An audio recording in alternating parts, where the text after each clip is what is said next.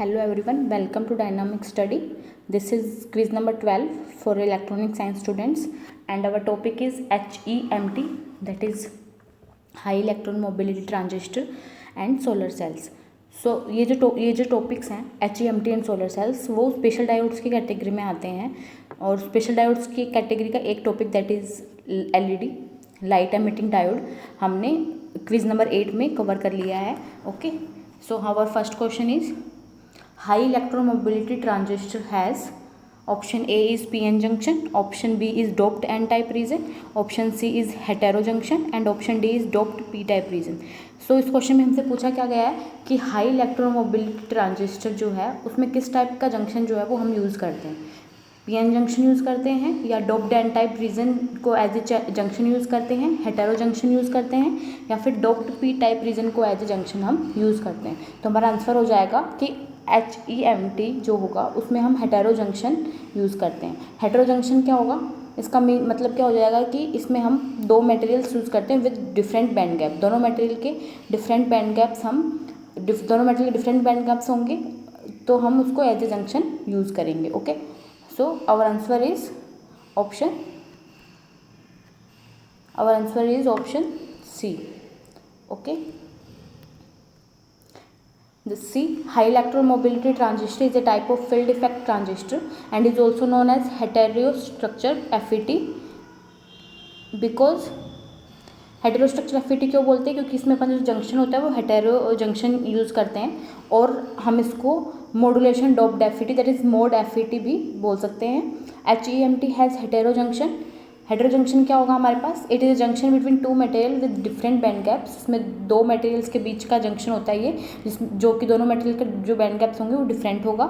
HEMT has a junction between two materials with different band gaps as a channel instead of doped region as is generally in the case of MOS FET. हम MOS FET में क्या करते हैं, doped region को as a channel use करते हैं. सो ये भी एक टाइप का FET है. तो MOSFET की में हम जब अगर चैनल जो यूज़ करते हैं डोप्ड रीजन को करते हैं और HEMT में हम एक हेटेरो जंक्शन को हम यूज़ करेंगे as a channel. Okay, so next question is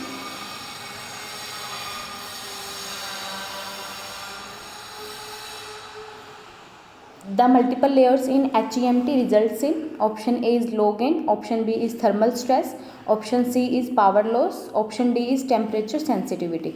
C, इसमें क्वेश्चन में हमसे पूछा गया है कि जो HEMT में जो मल्टीपल लेयर्स यूज़ करते हैं हम उसके रिजल्ट में हमें कौन सा डिसएडवांटेज हमें मिलेगा. ओके, तो हमें पता है कि हम HEMT में सिंगल मटेरियल यूज़ नहीं करते हैं, हम दो मटेरियल्स यूज़ करते हैं, इसलिए उसमें दो मटेरियल्स की मल्टीपल लेयर्स हो जाएंगी. तो इसके रिजल्ट में हमें क्या होगा कि हमारे पास थर्मल स्ट्रेस होगा. ओके, जब हम अगर मल्टीपल लेयर्स यूज़ कर रहे हैं HEMT में तो हमारे पास थर्मल स्ट्रेस और मैकेनिकल स्ट्रेस डेवलप होगा. ओके, सो हमारा आंसर हो जाएगा option B. Okay, See, HEMT is a heterojunction FET. We know that means it has a junction between two material with two different band gap. That means it can't use single semiconductor material, and instead of single semiconductor material, it constructed with several layers of compound semiconductor. The multiple layers in HEMT result thermal and mechanical stress. And इसको avoid करने के लिए हम क्या करते हैं, the layers usually have matched crystal lattice. Okay. Next question is find the true statement about HEMT. हमें high electron mobility transistor के बारे में कुछ स्टेटमेंट दिए है जिसमें से हमें ट्रू फाइंड करनी है. First statement is it has hetero junction. या दिस इज ट्रू, HEMT में हम हेटेरो जंक्शन यूज़ करते हैं. It uses in microwave RF applications. या इट इज़ ऑल्सो ट्रू, इसका जो यूज़ है एप्लीकेशन, एक one of the application microwave RF application भी है. ओके, थर्ड स्टेटमेंट है it has high manufacturing cost. या दिस इज ऑल्सो ट्रू. क्यों होगी हाई मैन्युफैक्चरिंग कॉस्ट, अगर हमें पता है कि HEMT में मल्टीपल लेयर्स यूज़ कर रहे हैं तो मल्टीपल लेयर्स अगर हम यूज़ कर रहे हैं तो उसमें जो स्ट्रक्चर होगी HEMT की वो कॉम्प्लिकेटेड हो जाएगी जिसके कारण से कॉस्ट जो होगी वो हाई हो जाएगी. Okay, fourth statement is it uses heavily doped N type region as a channel.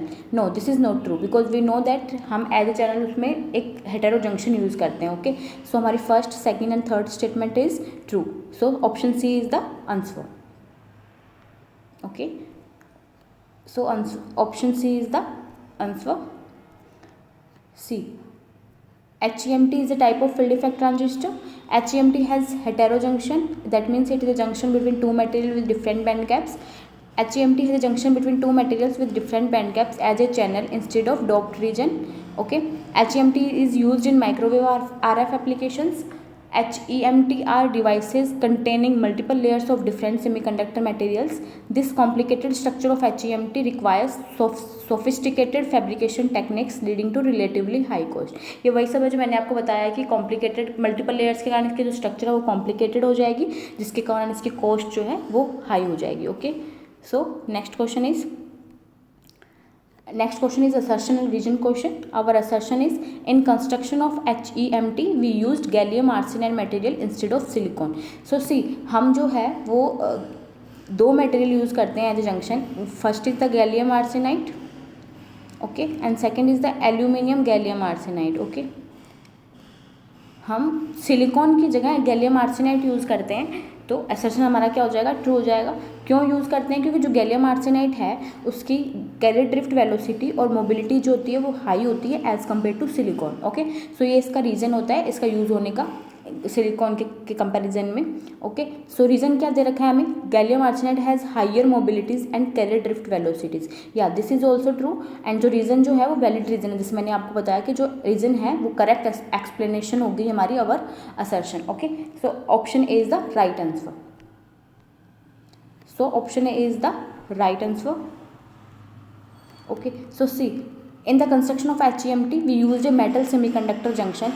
So हम metal semiconductor junction जो है वो क्यों यूज़ करेंगे इसमें, कि हमें पता है कि हम एज ए जंक्शन जो है वो दो मटेरियल्स यूज़ करते हैं विद डिफरेंट बैंड गैप. सो अगर हम मेटल सेमीकंडक्टर जंक्शन यूज़ कर रहे हैं तो इन दोनों का भी तो डिफरेंट बैंड गैप होगा ना हमारे पास. ओके, सो इसलिए हम मेटल सेमीकंडक्टर जंक्शन यूज़ कर सकते हैं यहाँ पे. ओके, सो इसको हम अगर हम मेटल सेमीकंडक्टर जंक्शन कहाँ यूज़ करते हैं, शॉर्ट के डायोड में, तो इसको हम reverse biases Schottky diode भी बोल सकते हैं, because we need a junction between two different material with different band gaps. Okay, combination of material क्या होगा हमारे पास, जैसे मैंने आपको बताया gallium arsenide and aluminium gallium arsenide.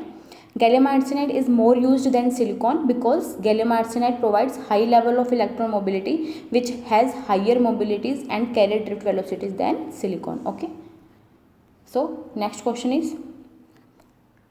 is also assertion and reason question. Our assertion is, in construction of HEMT we used reverse Schottky diode. जैसे मैंने अभी आपको बताया कि हम HEMT में मेटल सेमीकंडक्टर जंक्शन भी यूज़ कर सकते हैं, क्योंकि इन दोनों के दोनों अलग अलग मटेरियल हैं, दोनों के अलग अलग बैंड गैप्स हैं. सो और मेटल सेमीकंडक्टर जंक्शन जो है वो हम Schottky डायोड में यूज़ करते हैं, तो हमारा असर्शन जो है वो बिल्कुल सही हो जाएगा. ओके, और क्यों होगा, क्योंकि हमें पता है कि ये जो है हम इसमें HEMT में हेटेरो जंक्शन यूज़ करते हैं. ओके, सो इसका रीज़न जो है वो HEMT हैज़ हेटेरो जंक्शन, ये भी सही है, और रीज़न जो है वो करेक्ट एक्सप्लेनेशन है हमारे असर्शन की. ओके, सो हमारा आंसर हो जाएगा option A. Option A is the right answer. Okay, next question is, solar cell works on the principle of. Option A is electroluminescence principle, option B is tunnelling effect, option C is rupturing of covalent bond, option D is photovoltaic effect. So see, इसमें हमसे question में पूछा है कि solar cell कौन से principal पे work करता है. ओके, सो हमें पता है कि इलेक्ट्रोल्यूमिनेसेंस प्रिंसिपल पे एलईडी वर्क करता है, टनलिंग इफेक्ट पे टनल डायोड करता है, and rupturing of covalent bond पे जीन डायोड करता है. ओके, रप्चरिंग क्या होगा, कोवेलेंट का ब्रेक होना, कोवेलेंट बॉन्ड्स का, बहुत सारे कोवेलेंट बॉन्ड्स का ब्रेक होना एक साथ. ओके, और फोटोवोल्टेइक इफेक्ट क्या होगा कि ये क्या करता है कि लाइट एनर्जी को डायरेक्ट इलेक्ट्रिसिटी में कन्वर्ट करता है. ओके, तो सोलर सेल जो है वो फोटोवोल्टेइक इफेक्ट पे वर्क करेगा. ओके, सो हमारा आंसर हो जाएगा यहाँ पे option D. Okay, option D is the right answer. Okay, see, a solar cell is an electrical device that converts the energy of light directly into electricity by the voltaic effect. Okay, it is a photovoltaic device. Okay, solar cell is a form of photoelectric cell which is defined as a device whose electrical characteristics such as current, voltage or resistance vary when exposed to light. Actually solar cell में क्या होता है कि हम solar cell के junction पे, जैसे हमारे पास जैसे ये एक डायोड हो गया. ओके, तो उसमें हम क्या करते हैं कि एक लाइट को ऑपरेट करते हैं. ओके, हम एक लाइट को जंक्शन पे फॉल करते हैं, इसके कारण ये जो है डायोड जो है वो लाइट को इलेक्ट्रिसिटी में कन्वर्ट करता है. Okay, so next question is, Find the true statement. Solar cell has high energy band gap. Second statement is solar cell has high absorption capacity. Third statement is solar cell has high conductivity. And fourth statement is solar cell is highly available now it is. So हमारा answer जो होगा इसमें option D हो जाएगा. सी, solar cell जो है has high energy band gap.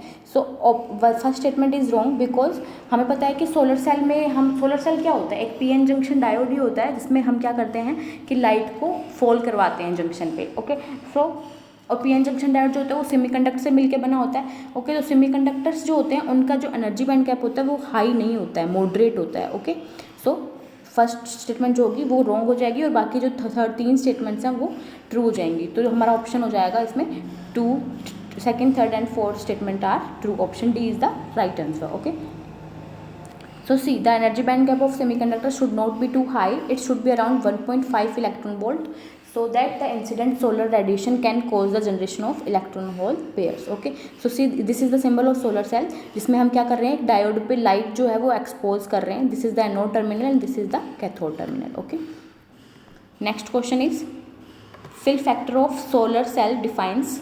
Option A is the, हमसे question में पूछा क्या गया है कि सोलर सेल का जो फिल फैक्टर है उसको हम कैसे डिफाइन करते हैं. ऑप्शन ए है the ratio of maximum power to the product of short circuit current and open circuit voltage of the solar cell. Option B is ratio of maximum power output to the radiation power input to the cell. And option C is ratio of input to the output of solar cell. And option D is the ratio of maximum power output to the open circuit voltage. So हमारा answer इसमें क्या हो जाएगा, option A, that is the ratio of maximum power, that is maximum power upon में product of short circuit current that is ISC and open circuit voltage that is VOC. Okay, this is the fill factor of solar cell. Okay, and हमारा जो B option है ratio of maximum power output that is PM, ratio of maximum power output PM output to the radiation power input P power input power जो होगी, ये जो हमारा जो है वो एफिशिएंसी का फॉर्मूला हो जाएगा. ओके, सो हमारा करेक्ट आंसर क्या हो जाएगा, option A. Option A is the right answer. Okay, see, fill factor क्या होगा हमारा सोलर सेल का. Fill factor is the ratio of maximum power to the product of short circuit current and open circuit voltage of the solar cell that is PM upon में ISC into में VOC. PM यहाँ पे maximum power हो जाएगा और PM हम P की power जो हमारा VI होता है voltage into current. Okay, and ISC is the short circuit current and VOC is the open circuit voltage. Okay, next question is the following material which can not use in solar cell. हमसे question में पूछा गया है कि कुछ materials दे रखे हैं, उसमें से कौन सा मटेरियल जो है वो हम सोलर सेल में यूज़, उसके फैब्रिकेशन में यूज़ नहीं कर सकते हैं. Option A is the gallium arsenide, हम गैलियम आर्सेनाइड को यूज़ कर सकते हैं. Option B is PBS that is lead sulphate. Option C is silicon and option D is CDS. So हम सिलिकॉन को भी फैब्रिकेशन में यूज़ कर सकते हैं एंड CDS को भी कर सकते हैं. हम PBS को सोलर सेल के फैब्रिकेशन में यूज़ नहीं कर सकते हैं. तो हमारा आंसर यहाँ पे हो जाएगा option B. Okay, option B is the right answer. See, अगर हम PBS को लेड सल्फेट को as a solar cell material use करेंगे तो जो most of the solar radiation है वो ऑब्जॉर्ब हो जाएंगे on the top layer of the solar cell and ये जो है वो डिप्लेशन जोन में नहीं पहुंच पाएंगे और हमारी जो लाइट है वो इलेक्ट्रिसिटी में कन्वर्ट नहीं हो पाएगी. Okay, so next question is, next question में हमें 2 स्टेटमेंट दे रखी हैं और हमें फाइंड आउट करना है कि दोनों स्टेटमेंट में से कौन सी स्टेटमेंट ट्रू है या फिर दोनों ट्रू हैं या फिर दोनों ही रॉन्ग हैं. Okay, so first statement is solar cell and photodiode works on the same principle that is photovoltaic effect.